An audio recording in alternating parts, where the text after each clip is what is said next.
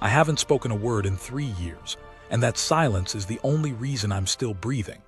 In Iron Reach, the mountain stronghold carved into volcanic rock where Warlord Alpha Darius rules with a closed fist and an open blade, Omegas who make noise disappear. Not metaphorically. They just stop existing. One day they're scrubbing floors or carrying water or flinching at shadows in the corridor, and the next their bunk is empty, their scent fatting from the sheets, and nobody asks where they went. So I learned the only rule that matters: be nothing, be no one, be the ghost that sharpens the blades. I work in the armory, deep in the belly of the mountain where the stone holds heat from the volcanic vents below and the air always tastes of iron and smoke. It was my choice, and everyone thought I was insane for making it. The armory is alpha territory. Warriors come and go all day, dropping off dented steel, barking orders for repairs, filling the space with their scent and their noise and the casual violence they wear like cologne. No Omega in her right mind would volunteer to spend 12 hours a day elbow-deep in sword oil and whetstone dust, surrounded by men who could snap her in half without breaking stride. That's exactly why it works. Nobody looks for a rabbit in the wolf den. They assume it can't be there, so they don't see it. I become part of the room, another tool hanging on the wall. I wear shapeless leather aprons that drown my body. I keep my hair braided so tight against my skull it pulls at my temples. And every morning before the first warrior walks through the door, I rub charcoal and iron filings into my skin, my wrists, my neck, behind my ears, grinding the powder deep until my Omega scent is buried under grit and metal. I smell like a forge, like a thing, not a person. It works. It has worked for 3 years, 3 years of silence, 3 years of steady hands and downcast eyes and the careful, practiced art of being no one at all. My mother taught me that survival is a performance. You play the role the world assigns you, and you play it so well they forget you're acting. She was good at it too, better than me.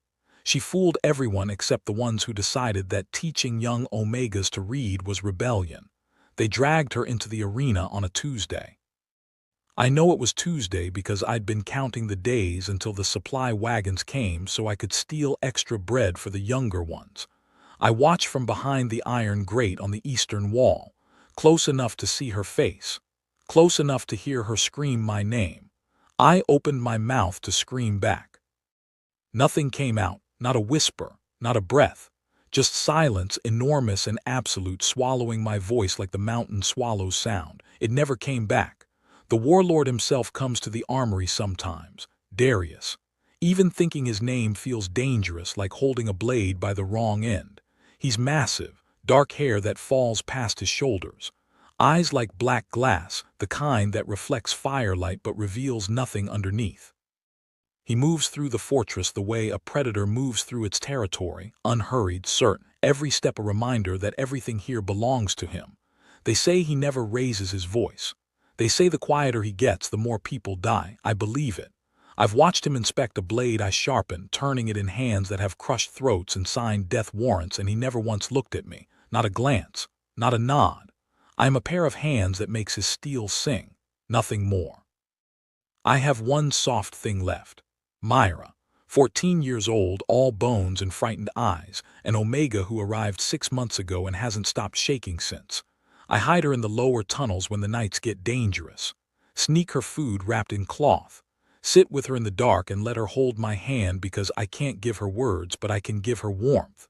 She is the only reason I remember I'm human and not just another iron tool on the wall. Tonight I finished my shift late. The last warrior collected his repaired vambrace an hour ago, and the armory is finally mine. I hang the leather apron on its hook, check the forge grate, and slip into the back corridor that leads to the lower tunnels. Halfway down I stop.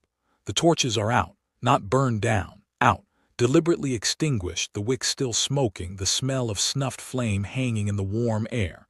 The tunnel ahead is black, complete in total darkness where there should be flickering light, and the silence is wrong. Not empty silence, not the natural quiet of stone and distance. This silence has weight, it has edges. It's the silence of something waiting, something breathing in the dark that wants me to keep walking. My wolf drops flat in my chest, ears pinned, hackles raised, every instinct screaming at me to turn around, to run, to claw my way back up into the light and noise of the upper halls where there are witnesses. I don't run. An Omega who runs draws attention. An Omega who runs confirms she has something worth chasing. So I keep my steps even, I keep my breathing slow, and I walk straight into the dark. The darkness has a smell, not just the snuffed torches, not just the warm stone and the lingering ghost of forged smoke, something else, something sharper. Spice and iron and the sour, acidic bite of alpha aggression barely leashed. 4 of them. I know before my eyes adjust. I know the way you know a blade is falling before it hits. The air changes, the temperature shifts. My wolf counts the heartbeats in the dark. 1, 2, 3, 4, each one heavier and faster than it should be, excited, anticipating. They step out of the shadows like they've been stitched into them, waiting, patient. This wasn't a chance encounter. This was a trap laid with the precision of a hunter who knows exactly which trail the deer will take. I recognize them. Not by face, the darkness steals that, but by scent and shape and the way they carry themselves. Tyro's men. I've seen them in the upper halls, leaning against pillars with the lazy confidence of wolves who know their alpha will protect them from consequence. The tall one with the shaved head who cracks his knuckles like he's keeping rhythm. The one who spins a ring on his finger, around and around, a nervous habit that isn't nervous at all. The one who smiles too slowly like he's tasting something the rest of us can't see. And the 4th hanging back watching, always watching. The slow smiler speaks first. There she is, the little armory ghost. I grip the strap of my tool belt. My fingers find the familiar shapes: file, punch, small tongs, nothing that would stop 4 alphas. The blade in my boot presses against my ankle, but reaching for it now would be a declaration, and declarations get you killed faster than silence. I try to move past them, head down, shoulders small. The performance of a lifetime, just an Omega, just a servant, nothing worth the effort. A hand catches my wrist, the tall one. His grip is iron and he twists my arm up and out with practiced ease, barring the pale underside where the veins run blue and close to the surface. I don't struggle. Struggling is a reaction. Reactions are currency. I refuse to pay. Hold her. 2 of them pin my shoulders to the wall. The stone is warm against my back. My wolf thrashes inside me, clawing at my ribs, desperate to fight, to bite, to do anything except what I'm doing, which is standing very still and breathing very slowly and trying to calculate whether screaming would help if I could actually scream. It wouldn't. They chose this tunnel because no one comes here at this hour. They snuffed the torches because darkness makes people brave and stupid. They planned this the way Tyros plans everything, carefully, quietly, with enough distance between himself and the violence that his hands stay clean. The slow smiler reaches behind him and produces something that catches the faint glow from the distant forge vents. Small, iron, a brand, Tyro's personal mark. I've seen it stamped on crates, burned into gate posts at the edge of his territory. A jagged line through a closed fist. Ownership. Claim. My stomach drops through the floor. Scream for your warlord, the ring spinner whispers, leaning close enough that his breath ghosts over my cheek. Oh wait, you can't. They laugh, all of them, even the watcher in the back. The sound bounces off the tunnel walls and comes back wrong, distorted, like the mountain itself is mocking me. The slow smiler presses the brand to the forge vent in the wall. The iron heats fast, volcanic stone runs hot this deep in the mountain. I watch the metal shift color, dark to dull red to bright. Bright to white. The tall one tightens his grip on my wrist, flattens my arm against the wall, palm up. The inside of my wrist exposed, soft skin, racing pulse, everything vulnerable and open. The brand comes down. The pain is absolute, white hot and total, erasing thought, erasing sense, erasing everything except the single screaming point where iron meets skin. The smell hits next, my own flesh burning, sweet and sick and wrong in a way that rewires something fundamental inside me. My knees buckle. The hands on my shoulders hold me upright. My mouth opens. Nothing comes out. 3 years of silence holding even now, even when my body is begging, screaming, tearing itself apart for a sound that won't come. The slow smiler holds the brand steady. 1 second, 2, 3. Each one an eternity pressed into my skin. When he pulls it away, the relief is so sharp it almost feels like a second burn. Tyros says hello, he murmurs. He says you belong to him now. Every time you look at your wrist, remember. Then the beating starts. Not wild, not angry, methodical, professional. Fist to the ribs, left side twice the same spot, cracking something loose inside me. Knee to the thigh, dead center, deep bruise, the kind that makes walking a negotiation for weeks. Open palm across the stomach, driving the air out in a rush that leaves me folded and gasping. They leave my face untouched. Every strike lands where the leather apron will cover it. They want me functional. They want me walking through the fortress tomorrow with Tyros' brand burning under my sleeve and no one the wiser. A secret carved into my body. A message I carry without knowing I'm delivering it. When they finish, they let me drop. My knees hit stone. My palms hit stone. The warm, familiar stone that I've walked 1,000 times in the dark, and now it's the only thing holding me up. Footsteps retreating. The ring spinner's laugh echoed. Then silence. Real silence this time, the empty kind. I stay on the ground for a long time, my cheek pressed to the stone, my wrist cradled against my chest, the brand pulsing with a heat that has nothing to do with the mountain. I don't cry. Crying is a sound, and sounds are dangerous, and even if I could make one right now, I wouldn't give them that. Not even alone, not even in the dark. I count my breaths instead. In, out, in, out. Each inhale is a knife through my left side where the ribs shifted. Each exhale is proof I'm still here, still breathing, still silent, still alive. When I can stand, I stand. When I can walk, I walk. I tear a strip from the bottom of my undershirt and wrap the brand tight, firm, the leather layered over it like armor over a wound. I check the tunnels. Myra is deeper, hidden behind the false wall I showed her. Safe, undiscovered. They didn't know about her. They didn't care. I wasn't the target. I was the paper the message was written on. The next morning I went back to work. My hands find the whetstone. My arms lift the blades. The pain is a companion now, walking beside me, sitting at my bench, breathing when I breathe. Nobody notices anything different. The armory ghost is right where she always is, sharpening steel, invisible, silent. I hit a blade in my boot that night, small, perfectly balanced, ground to a razor edge on the same stone I use for the Warlord swords. Not a weapon yet, a promise. The next hand that touches me will leave with fewer fingers than it came with. 3 days have passed. 3 days of swallowed pain and infected skin, and the slow hot pulse of Tyros' brand festering under the leather wrap.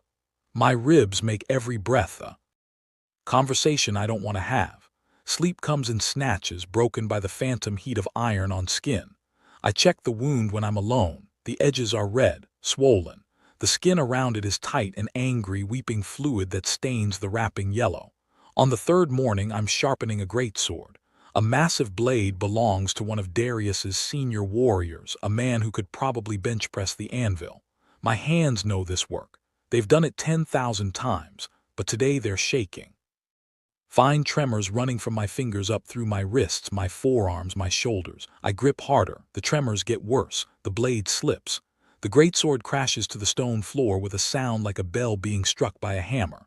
The ring of it fills the armory, bounces off every wall, every weapon rack, every iron hook. Heads turn, eyes find me. For 3 years I have been furniture, and furniture doesn't drop things. I picked it up, try to resume. My hands won't obey. Aria, Draven's voice. The beta war captain, lean as a whip, scarred across the jaw, eyes that miss nothing and forgive less. She's been doing her rounds. She's standing 6 feet away, and I don't know how long she's been watching. She crosses the distance. I try to turn away. She's faster. Her hand catches my arm, firm, not rough, and pushes up my sleeve before I can stop her. The leather wrapping, the stain seeping through. She unwraps it with quick, efficient fingers. Tyros' brand stares up at both of us. Swollen. Infected. Ugly against my skin. Draven's face goes blank, not angry blank, not a surprised blank. The kind of blank that means something underneath has gone very, very cold. Stay here, she says. Her voice is quiet, controlled, the kind of control that Darius is famous for. Don't move, don't touch anything. She turns and leaves the armory. Through the grate in the wall, I watch her cross the courtyard. She's not running. It's worse than running. It's the stride of someone who has already decided what happens next and is simply closing the distance between decision and execution. She disappears into the war room. Minutes pass. They feel like hours. I stand at my bench surrounded by blades I've sharpened for 3 years, and I wait for the world to change. The horn sounds. One long, low blast that rolls through the mountain like a heartbeat stopping. Lockdown. The gates slam shut. The sound of iron bolts driving home echoes through the corridors, and every wolf in Iron Reach lifts their head at the same moment. I know what's coming. I know it the way you know a storm by the pressure drop before the first thunder. The armory door opens. Darius fills the doorway, all of it, shoulders nearly touching both sides of the frame, black leather, dark hair, eyes like volcanic glass, black and depthless and reflecting the forged light in points of orange that look almost like embers burning behind the surface. He doesn't look at the weapons on the walls. He doesn't scan the room. He doesn't assess or calculate or strategize. He looks at me, straight at me, through me, into the place where I've been hiding for 3 years behind charcoal and silence and the careful performance of being no one. My wolf does something it has never done before. It doesn't flat. It doesn't cower. It doesn't drop its belly to the ground and bare its throat the way every instinct says it should when the most powerful alpha in 5 territories locks his gaze on you like you're the only thing in the room that matters. It rises, slowly, trembling, ears forward, eyes up. For the first time in 3 years I am seen, and the man seeing me looks like he's about to burn the mountain down. He doesn't speak. Not immediately. He steps into the armory and the air changes, thickens, charges, the way it does before lightning finds the ground. The other workers have already scattered. I heard them leave while I was watching Draven cross the courtyard.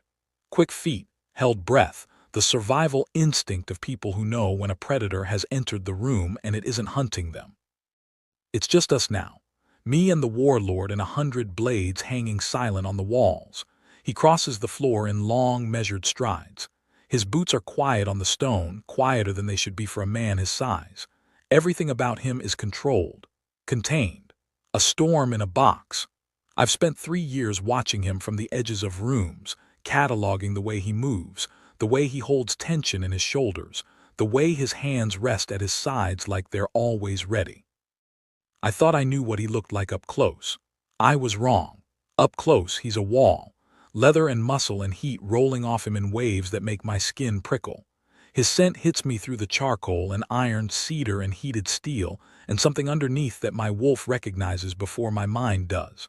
Something that makes my pulse stutter and my breath catch and every carefully constructed wall inside me tremble. He stops in front of me, 2 feet of space between us.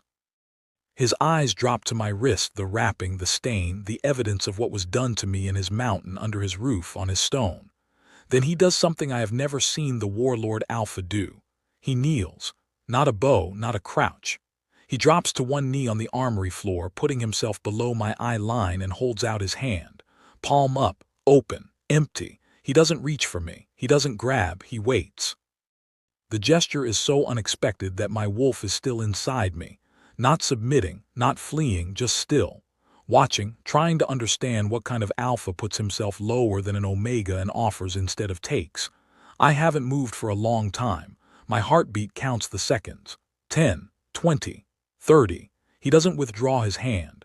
He doesn't shift or sigh or show any sign of impatience.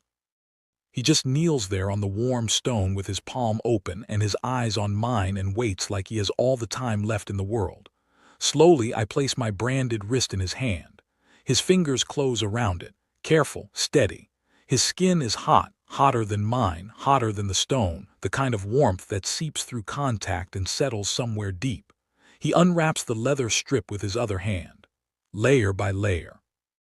Gentle in a way that doesn't match the size of his hands or the reputation that precedes them. The brand is revealed.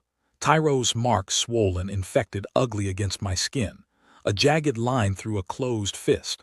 Ownership stamped into my body by a man who didn't have the courage to do it himself. Darius's face doesn't change. Not a flicker, not a twitch, but the air does. The temperature drops, not gradually, instantly, like a door has opened into winter. The iron tools on the walls begin to rattle. Faintly at first, then louder. Tongs vibrating on their hooks. Hammers shifting on the rack. A row of finished blades humming against each other like tuning forks struck by a frequency only metal can hear. His power is pressing outward, filling the room, and the room is answering. He traces the edge of the brand with his thumb, not touching the wound itself, skating around it, mapping the border between damaged skin and whole. His voice, when it comes, is barely audible, a whisper that carries more weight than any shout I've ever heard. Who? One word. That's all he needs. One word and the entire armory holds its breath. I can't answer, not with my voice. My throat is locked the way it's been locked for 3 years, sealed shut by a scream that never made it out. But I have other ways.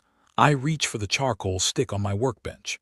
The one I use to mark blade measurements, to note which weapons need repair, to write the small practical words that keep the armory running. My hand is steady, steadier than it's been in 3 days. I kneel on the floor across from him, 2 people on their knees in an armory, surrounded by weapons, communicating in chalk and silence. I write in careful block letters on the stone, Tyros, 4 men, 3 nights ago. He reads it. His eyes move over the letters slowly as if each one is a name on a death warrant. Then he reads it again. The muscle in his jaw works a slow, grinding tension that I can almost hear. He stands. The motion is controlled, but it costs him something. I can see it in the way his fingers curl at his sides, in the rigid line of his spine, in the stillness that isn't calm but restraint pulled so tight it's vibrating. You will stay in my quarters until this is resolved. I picked up the charcoal. Write again. No, he stares at the word, then at me. The silence between us is a living thing, thick and electric, pressing against the walls.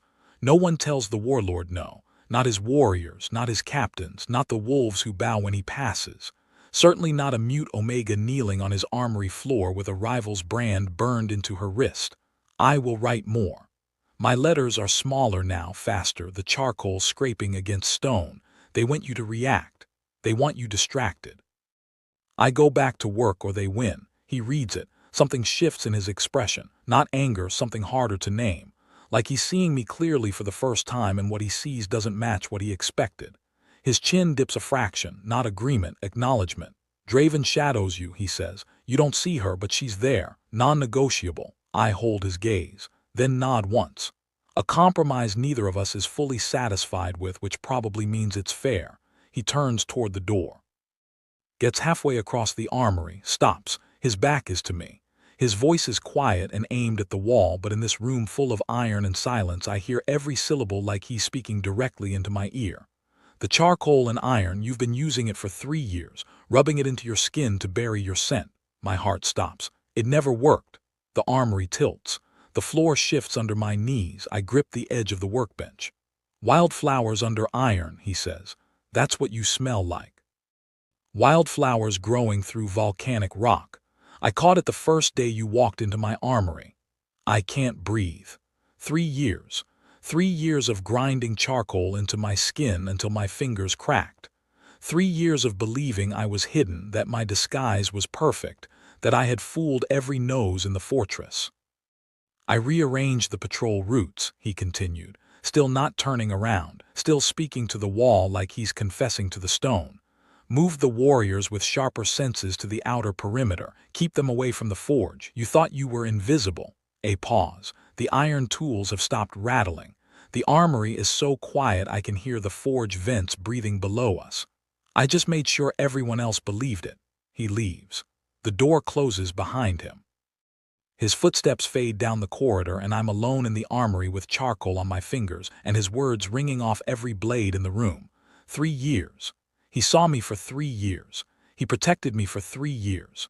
He rearranged his own fortress, moved warriors, altered patrols, shifted the architecture of his security so that one Omega could keep believing she was a ghost. I sat on the floor for a long time.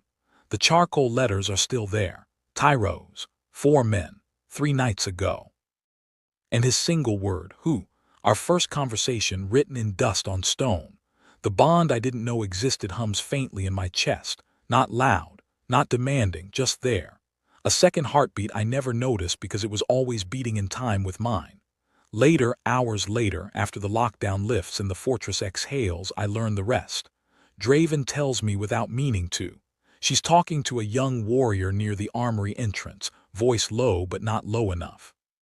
Something about the previous warlord, about the purge, about the Omega teachers who were dragged into the arena and the order that came from the top, Darius's father. The previous warlord gave that order. My mother died on his command, and Darius killed his father 6 months later, challenged him in the same arena, took his throne, took his crown, took his life. He never told anyone why. The pack assumed it was ambition, power, the natural order of wolves. I sit at my workbench and stare at the whetstone in my hands. The same stone I've used to sharpen the warlord's blades for 3 years. The son of the man who killed my mother. The man who avenged her without telling me. The man who let me arm myself in his house while carrying a secret heavy enough to crush us both. I don't know what to do with this. It's too big, too sharp. It makes everything simpler and more complicated at the same time. Like finding out the blade you've been sharpening was forged from your own bones. His scent lingers in the armory, cedar and heated steel. The bond hums beneath the brand on my wrist, warm where everything else is pain, not a claim, not yet, just warmth, just presence, just the quiet, devastating fact that I was never alone in this room. The ghost had a witness the whole time, and the witness has blood on his hands that I haven't decided whether to forgive. Darius doesn't burn the fortress down. I expected fire. I expected blood in the courtyard and bodies swinging from the gate, and the kind of brutal, public violence that alphas use to remind everyone who holds the leash. That's how his father would have handled it. That's how every warlord before him handled it.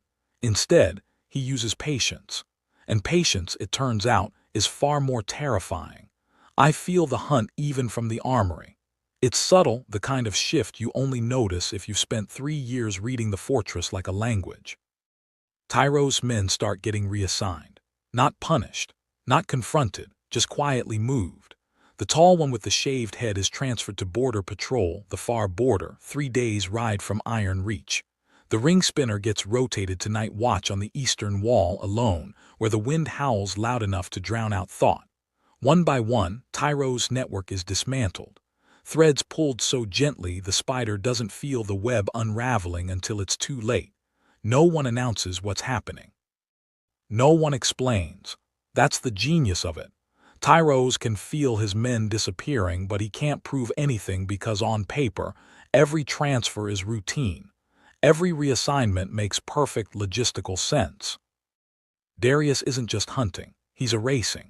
And he's doing it with the same quiet precision I use to sharpen a blade, slow, steady, removing material so gradually you don't realize the edge has changed until it draws blood. The evenings are when it starts. The first night I hear him before I see him. The armory is empty. The day shift cleared out an hour ago. I'm alone with the forge glow and the rhythmic scrape of my whetstone on steel, and then a different sound. Boot on stone. Slow, deliberate. The door opens and Darius walks in carrying his own blade and a sharpening stone worn smooth with years of use. He doesn't speak. He crosses to the far corner, the corner where spare halves lean against the wall and the light barely reaches, and sits on the stone bench.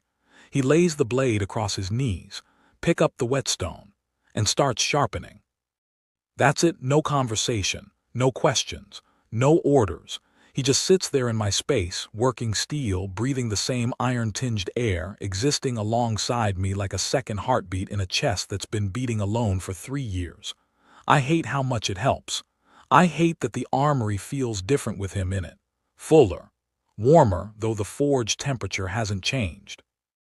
I hate that my wolf settles the moment his whetstone finds its rhythm, that the tension I carry in my shoulders like a permanent scar loosens a fraction, that some deep animal part of me recognizes his presence as safety and refuses to listen when I tell it he's just another alpha in a room full of blades.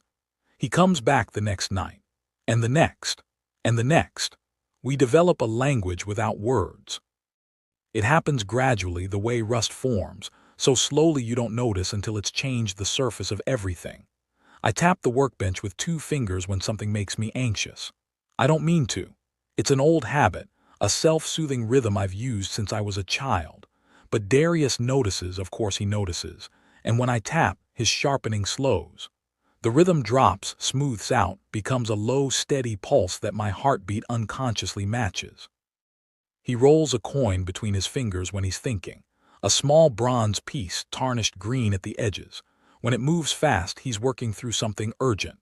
When it moves slowly, he's made a decision and is measuring the weight of it. When it stops entirely, someone is about to have a very bad day. His jaw tightens before violence. Not clenches, tightens. A specific micro-movement in the muscle just below his ear. I've learned to watch for it the way sailors watch for clouds. I tilt my head left when I disagree with something. He caught that one within the first week. I know because one evening a warrior came in to complain about a blade balance and I tilted and Darius's coin stopped mid-roll. His eyes flicked to me. Back to the warrior. He told the man to bring the blade to me for adjustment. The warrior looked confused. Darius looked at him the way a mountain looks at weather, and the man left his sword and retreated. We are learning from each other in silence, and I am learning that silence between two people can be a very different thing than silence alone. Alone, it's a wall. Together, it's a room. One evening, 3 weeks into our wordless routine, he sets something on my workbench, a small clay pot. He places it near my hand without comment and returns to his corner. I opened it. Salve, herb sharp and cool, the scent of comfrey and something medicinal cutting through the ever-present iron. I glance at him. He's sharpening, eyes on his blade, as if he didn't just cross the room and leave medicine at my fingertips like an offering at a shrine. I try to apply it myself. The brand is on the inside of my right wrist, my dominant hand. I hold the pot to my left, scoop the salve with awkward fingers and try to spread it over the wound. The angle is wrong. My left hand is clumsy, imprecise. The salve smears unevenly. I adjust my grip. Try again. Worse. The wound throbs in protest and I grit my teeth against the sting. I struggled for several minutes. Silent. Stubborn. Refusing to ask for help I can't vocalize and wouldn't request even if I could. The sharpening stops. He crosses the armory. Kneels in front of me the same way he did the first time. One knee on stone. Hand extended, palm up. Open. Waiting, I look at his hand, then at his face.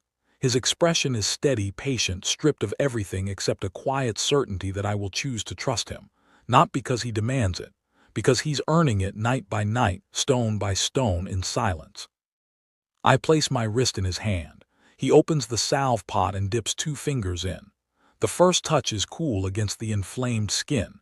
He spreads it carefully, so carefully that I can feel the deliberate restraint in every movement, the effort it takes to keep his touch feather-light when his hands are built for breaking. His hands are shaking. Mine aren't. The contrast hits me like a blade between the ribs. I'm the one who was branded. I'm the one with a rival's mark burned into my skin. And my hands are steady as iron on the anvil.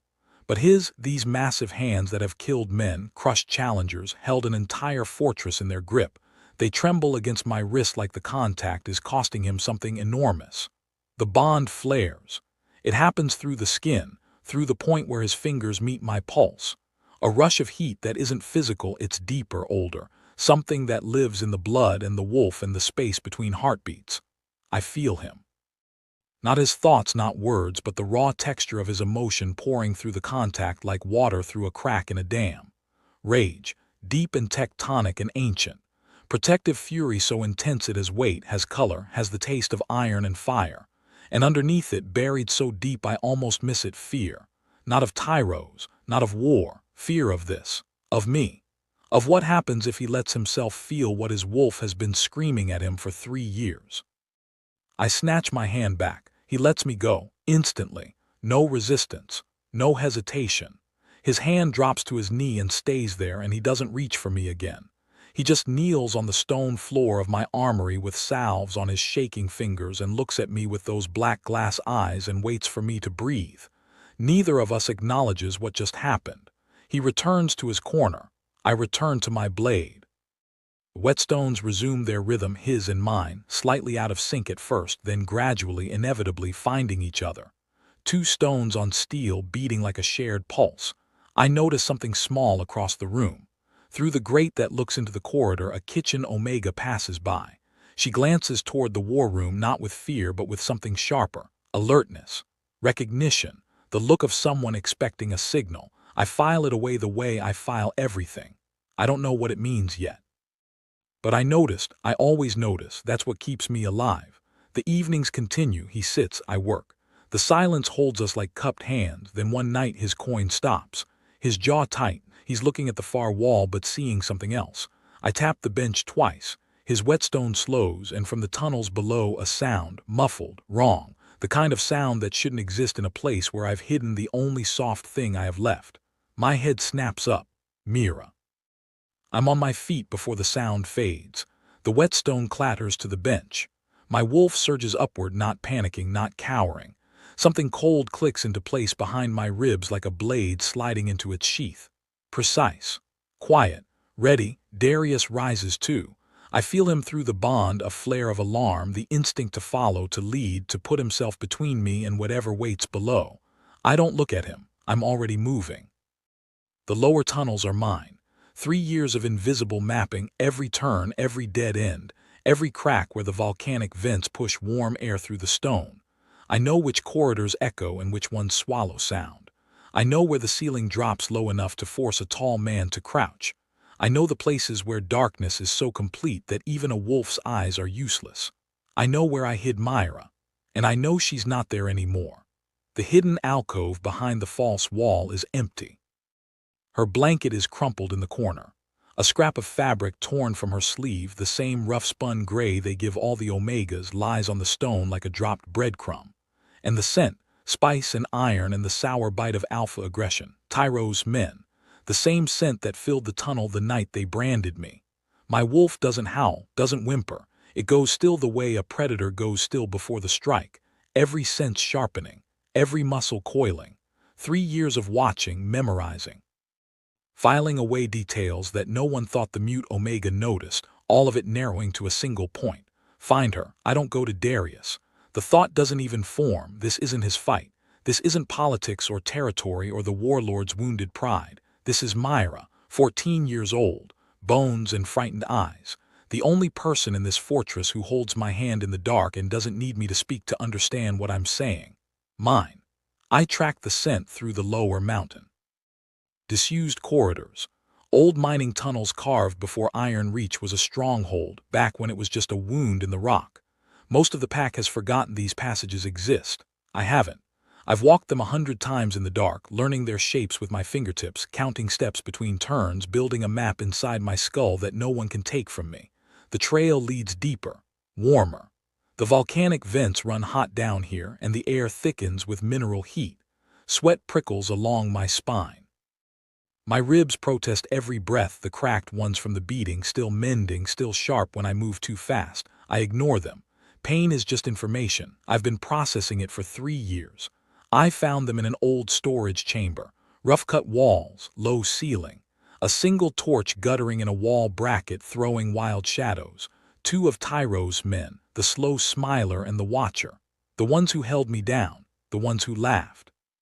Myra is bound to a chair in the center of the room, hands behind her back, a gag stuffed in her mouth. Her eyes are wide, wet, terrified, but she's unharmed. No bruises, no blood. They didn't touch her. They didn't need to. She's bait. I read the trap in an instant. They expected me to run to Darius, to bring the warlord charging down into the tunnels, blind with fury, straight into whatever ambush Tyros has prepared. That's what this is. Myra is the lure. I'm the messenger. Darius is the prey. Instead, they got me. 1 mute Omega with a boot knife and 3 years of sharpening every blade in the fortress. The slow smiler sees me first. His expression shifts from boredom to surprise to amusement in the space of a heartbeat. Well, the ghost herself. He nudges the watcher. Where's your warlord, little Omega? We were expecting someone bigger. I step into the chamber. They don't take me seriously. I can see it in their posture, loose, relaxed, the casual confidence of men who outweigh me by 100 pounds each and have never considered that mass isn't the only thing that kills. The slow smiler takes a step toward me. Come to trade yourself for the girl. Tyros might consider it. He does like his Omegas quiet. I kick the rusted pipe. The volcanic vent coupling has been corroded for months. I noticed it 6 weeks ago during one of my tunnel walks, filed it away, forgot about it. Until now. My boot connects with the weakest joint and the pipe shears loose with a shriek of metal. Scalding steam erupts into the chamber. The slow smiler catches it full in the face. He screams a raw animal sound and staggers backward, hands clawing at his eyes. The steam fills the low-ceilinged space in seconds. Visibility drops to nothing. White heat everywhere. The watcher curses, swinging blind. I drop low, below the steam. The hot air rises. Down here near the floor I can see shapes, boots, legs. Movement. The boot knife is in my hand. Small, perfectly balanced. Sharpened on the same stone I use for the Warlord's greatswords. I know this blade the way I know my own heartbeat. I know its weight, its edge, the exact angle where steel meets resistance and wins. The slow smiler stumbles forward through the steam. Half blind, arms reaching. I see the gap in his armor before he sees me, the space between neck and collarbone where leather doesn't cover, where the muscle is thin and the artery runs close. I've mended that gap in 1,000 pieces of armor. I know exactly where the protection fails. I rise. One motion. The knife goes in. The resistance is different from what I expected. Not harder, just more real. Steel through leather, through skin, through something deeper. His body jerks. A wet sound.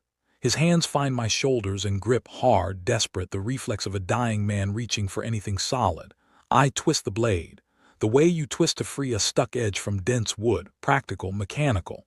The hands on my shoulders go slack. He drops. The stone catches him. The watcher comes through the steam, smarter, warier. He's drawn a blade longer than mine, heavier. He can't see clearly, but he heard his partner fall and he knows the geometry has changed. He sweeps the sword in a wide arc, covering ground. I back toward the wall. My foot finds a loose stone. The ceiling is low here, low enough that his full swing is restricted. He has to adjust, shorten his arc, crouch. The doorway narrow, cut for mining carts, not warriors. He follows me into it and his shoulders scrape both sides. He's trapped by his own size. He swings. I duck under his arm, close enough to feel the wind of the blade in my hair and drive my knife through his hand. Through the meat of his palm, through to the wooden support beam behind him. The blade pins him to the wood. He howls. The sword clatters from his fingers. He's stuck, one hand nailed to the beam, body twisted, unable to pull free without tearing his own flesh. I leave him there. Mira, I cross the chamber. My hands are wet, red. They shake as I cut her bonds, not from fear but from the adrenaline dump crashing through my system like a wave breaking over rocks. The gag comes away. She gasps, chokes. Then she's clinging to me, arms locked around my neck, face buried in my shoulder, shaking so hard I can feel her bones rattle. I hold her, blood-slicked fingers in her hair, my heart slamming against my cracked ribs, the dead man on the floor. The pinned man whimpered against the beam, steam still curling through the chamber like ghosts leaving their graves. Footsteps behind me, fast, heavy. The bond screams before the sound reaches my ears, recognition, fury, terror, relief, all of it crashing through me in a wave that isn't entirely mine. Darius appears in the doorway, sword drawn, eyes wild. He takes in the scene in one sweep, the body, the pinned man, Myra in my arms, the knife in my hand still wet. He stares at me. I stare back. The bond is wide open between us, raw and overwhelming. A door not just opened but ripped off its hinges. I feel his shock, his awe, his fury at arriving too late to protect me, his staggering, breathless realization that I didn't need him to. I open my mouth. 3 years. 3 years since my mother screamed my name and my voice died in my throat. 3 years of silence so complete it became my identity, my armor, my cage. One word, hoarse, broken, barely a whisper, more breath than sound, scraped raw from a throat that's forgotten how to shape language into something the air can carry. Mine. Not claiming him, claiming her, claiming Myra, claiming my right to protect what I love, my right to fight, my right to kill for it, my right to be more than a ghost in a room full of blades. The word fills the chamber, bounces off stone, settles into the silence like a stone dropped into still water. Darius's expression breaks open, not crumbles, not softened. Breaks the way the earth breaks before something new pushes through. His sword lowers, his chest heaves. His wolf, I feel it through the bond, drops to its belly. Not in submission, in recognition, in awe. The bond cracks wide between us. Something too big to name floods through. 3 years of watching, 3 years of silence. 3 years of two people orbiting each other in the dark, and now this. One word, one kill, One girl clinging to my bloodied shirt. Mira's tears soak through to my skin. The dead man's blood cools on the stone. The pinned man has gone quiet, shock stealing his voice the way trauma stole mine.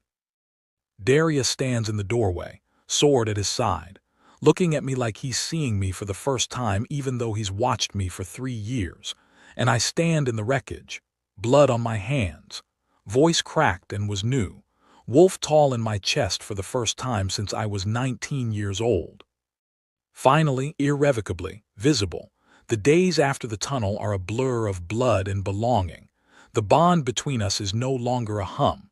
It's a roar, a constant, living thing that pulses beneath my skin and answers to his heartbeat like a tide answering the moon. I feel him when he enters the fortress. I feel him when he leaves. I feel the sharp edge of his fury when he interrogates Tyro's pinned man in the cells below, and I feel the strange, aching tenderness he buries so deep that only the bond can reach it. We stop fighting what's between us on a Tuesday. I know it's Tuesday because I've been counting days again. The way I counted before my mother died. The way I count when something is about to change. I find him in the armory at midnight. He's sitting in my spot, not his corner, my workbench, holding one of my whetstones in his hands, turning it over, running his thumb along the worn groove where my fingers have rested 10,000 times. He looks exhausted. The iron crown is gone. The leather armor is gone. He's just a man sitting in the dark holding a stone that smells like me. I almost turn around. Almost. But the bond pulls and my wolf whines and I am so tired. Tired of fighting the world. Tired of fighting him. Tired of fighting myself. 3 years of silence and I'm more exhausted by the noise inside my own head than by anything the fortress has thrown at me. I cross the armory, sit beside him on the bench. Our shoulders touch. Neither of us speaks. The bond hums low, relieved like a held breath finally released. We sat for a long time. Two people who understand that silence can be a gift. Then I turn his face toward me, my hand on his jaw, rough with stubble, warm. He goes completely still, every muscle locked, letting me lead, giving me the choice he's always given me. I marked him first. My teeth find the junction of his neck and shoulder, the place where alpha marks belong, where tradition says only an alpha can claim. I bite down, his skin breaks. His blood tastes like cedar and iron and something electric that lights up every nerve in my body. The bond detonates. I feel everything. 3 years of watching me from across crowded rooms. 3 years of wanting. 3 years of terror, not of enemies, not of war, but of becoming his father. Of wanting something so badly that losing it would unmake him. Loneliness so deep it has geography, vast and empty and cold. He marks me in return. His teeth at my neck, gentle first, then firm, pain and pleasure crashing together so hard my vision whites out. The brand on my wrist burns not with Tyro's poison but with the bond overriding it. Warmth spreading over the old scar, not erasing it, covering it, burying it beneath something chosen. The bond seals, a lock clicking. A blade finding its sheath. I'm still angry at you, I whisper. My voice cracks on the words, still new, still rough. I know, he says, but I'm here. His arms tighten around me. That's enough. It isn't, and it is, both at the same time. Word spreads like fire through dry timber. By morning, every wolf in Iron Reach feels the shift. The Warlord has taken a mate, an Omega, the armory ghost, the mute girl who killed a man in the tunnels and spoke her first word in 3 years over his body. The fortress doesn't know what to do with me. I see it in their faces when I walk the corridors, confusion, curiosity, fear. I'm a category that doesn't exist. Not queen, not consort. Not the decorative, silent ornament an alpha king is supposed to choose. I have calloused hands and charcoal-stained skin, and a blade in my boot and blood under my fingernails that I can still feel even after I've washed them raw. Tyro's accelerates. I know because I've been watching. Not him, the Omegas. 3 years of invisibility among them taught me their rhythms, their tells, the way fear looks on faces that have learned to hide it, and in the past weeks I've seen things that don't belong. The kitchen Omega who passes the war room each evening. She doesn't glance at it in fear. She glances in alertness. Checking. Reporting. The infirmary worker whose eyes track Tyro's men through corridors. not with wariness, with recognition. Small packages passed under skirts, whispered conversations that stop when I approach, the wrong kind of silence from people who should have nothing to hide. Tyros didn't just plant warriors, he planted Omegas, coerced, secretly bonded to him, placed in kitchens and infirmaries and nurseries positions of invisible trust. The same invisibility I used to survive, he weaponized. I brought it to Draven, not Darius. Draven will act without emotion. I write it on parchment: names, behaviors, patterns. She reads it, goes pale, read it again. We test the water barrels. The ones the kitchen Omegas access, laced with something not enough to kill, enough to weaken, enough to make warriors stumble and guards falter and gates hang open a moment too long. We switch the barrels, quietly. No announcements, no confrontations. We let the plan proceed, on our terms. The night of the mating announcement arrives, torches burning, banners hung. Full pack gathered. Darius in armor and iron crown at the top of the steps. I stand at his side, my mark visible on his neck, his mark warm on mine. I almost believe the lie of it, the ceremony, the celebration, the vows still echoing. Then the signal should come, the weakening, warriors stumbling, guards dropping, gates sagging. Nothing happens, because the water is clean, because I saw what no one else did, because 3 years of being invisible taught me to watch the people everyone else ignores. Tyros comes through the gates with 50 wolves. He expected a fortress on its knees. He finds it on its feet. The realization crosses his face like a crack spreading through glass. His eyes sweep the courtyard, the alert warriors, the drawn swords, the trap closing around him, and find me. The Omega he branded, the mute girl he used as paper for his message. Standing on the steps beside the Warlord, mark on my neck, steady hands, watching him understand too late what I am. He doesn't have time to speak. The battle erupts, steel on steel, wolves surging, blood hitting cobblestone. The courtyard becomes a churning nightmare of blades and fur and screaming. I don't watch from the steps. I move through the chaos using the hidden passages, directing wounded to safety, feeding Darius positions through the bond. Left flank failing, archers on the east wall, Tyros pushing toward the forge. The forge, my armory, my territory. Tyros wants to destroy it, destroy me symbolically. Burn the place where the ghost became real. Darius meets him there. They clash among the weapons I sharpened on the stone floor where we sat together in silence for weeks. Steel screams against steel, sparks shower. Tyros is faster, younger. He fights with a silver-laced blade, forbidden, treacherous, and when it catches Darius across the chest, the wound hisses. Silver burns, won't heal. Through the bond I feel it, pain like a hot wire dragged across my own ribs. Darius staggers. Blood darkens his leather. I don't charge in with a sword. I am not a warrior. I am something more dangerous. I am the woman who knows every pipe, every beam, every weakness in this room. I pull the support strut I identified months ago during repairs. Stone crashes down, sealing the forge entrance. Tyros' reinforcements are trapped outside. It's just the two of them in there now. Darius and the man who branded me. Then I open the steam valves, every one. The cooling pipes that run through the forge, I know them the way I know my own veins. Scalding steam floods the chamber. Visibility drops to 0. Tyros is blind. He doesn't know this room. Darius does. He sat in it for weeks. He knows the distance between the bench and wall. He knows where the anvil sits. He knows the sound of my heartbeat through the bond, steady, calm, guiding him through the white dark. I feed him what I can, not words, impressions. Left, lower. Now he fights blind, using touch, sound, instinct, the bond as his compass. The killing sound is wet, final, a blade finding home. Steam clears slowly. I tear at the rubble blocking the entrance. Iron bars, loose stone. My hands bleed. I don't care. Darius walks out, wounded, bleeding. The silver cut across his chest, still weeping, in one hand his sword, in the other Tyros' head. He crosses the courtyard. The fighting has stopped. Tyros' wolves are leaderless, confused, overwhelmed. Darius drops the head at the feet of the remaining rebels. Anyone else? 2 words, quiet, absolute, silence. Then weapons hitting stone, knees following, throats bared. I stand in the forge doorway, smoke curling around me. Blood on my hands from the rubble. He turns. Our eyes meet across the courtyard. The bond between us is a roar of triumph and exhaustion and something fierce and desperate that I'm not ready to name. The fortress is changed. The battle is over, but we are just beginning. 6 weeks later, Iron Reach smells different.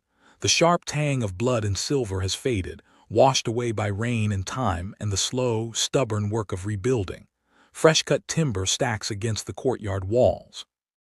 New leather cures in the tanning rooms. The forge burns hotter than ever because I have orders to fill and steel doesn't sharpen itself. Fewer voices echo in the halls, but the ones that remain are honest. No more whispers, no more silence born from fear. The silence that lives in Iron Reach now is the kind that comes after a storm, exhausted, clean, ready. Darius calls the full pack to the Great Hall. Warriors, Omegas, elders, pups balanced on hips. Every wolf who survived that night crams into the space, and I stand beside the warlord on the raised stone platform where I used to scrub floors on my knees. He speaks about the new laws. His voice carries without effort, not loud, never loud, just absolute. Omegas will not be traded without consent, will not be beaten without consequence, may train in self-defense, may hold titled positions, may speak in council. The hall ripples. Some alphas stiffen, some omegas don't breathe. The old world cracking under the weight of new words. Then Darius steps back. Look at me and wait. I step forward. Every eye finds me. The mute omega, the armory ghost, the girl who killed a man in the tunnels and spoke one word over his body. They've heard the rumors. They haven't heard my voice. It comes out rough, imperfect. It cracks on the hard consonants and wavers on the long vowels. 3 years of silence don't vanish overnight. The rust is still there. I speak through it anyway.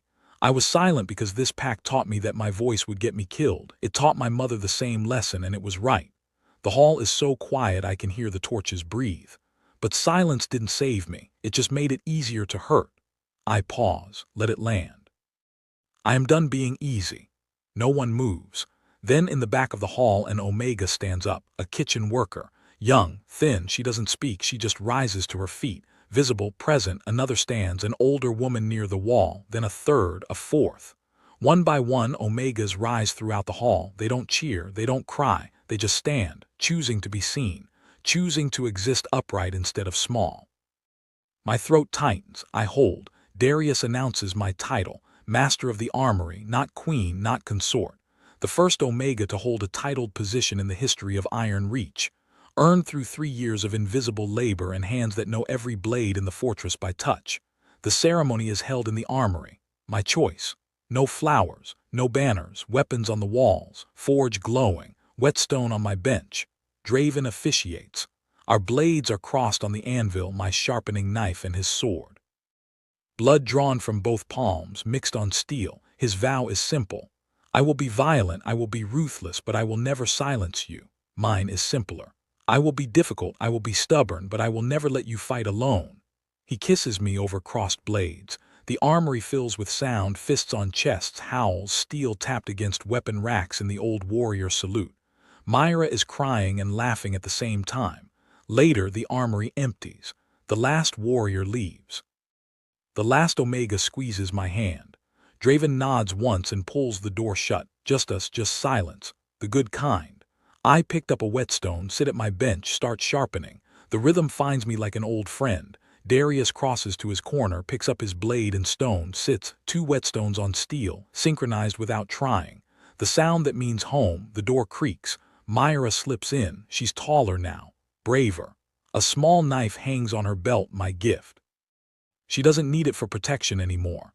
She wears it because she can. She sits cross-legged on the floor, watch me work, then asks the question I've been waiting for. What was the first word, the one that broke the silence? I set down the blade. Look at her, this girl I killed for, bled for, broke 3 years of silence for. Mine, I say. She tilts her head. Like yours. Like no one gets to take what I love without going through me first. She considers this. Nods once. Satisfied, goes back to swinging her legs. Through the bond, I feel Darius before I hear him shift. The mark on my neck warms, my wolf settles, 2 heartbeats, 1 rhythm. I look at my hands. The brand scar on my wrist, faded, uncovered, unhidden. A scar, not a secret. The calluses from 3 years of blades. The mating mark's warmth spreading from my neck through my blood. 3 marks. 3 choices. The brand survival, the callus's purpose. The mark love, I pick up the blade, I go back to work. I was silent for 3 years. Now when I speak, kingdoms listen. And the warlord who could have commanded my voice waited until I chose to give it. That is the difference between a cage and a home. If you enjoyed Aria and Darius's story, please subscribe to the channel for more werewolf romance tales, alpha kings, rejected mates, and powerful omega stories that will keep you up way past your bedtime.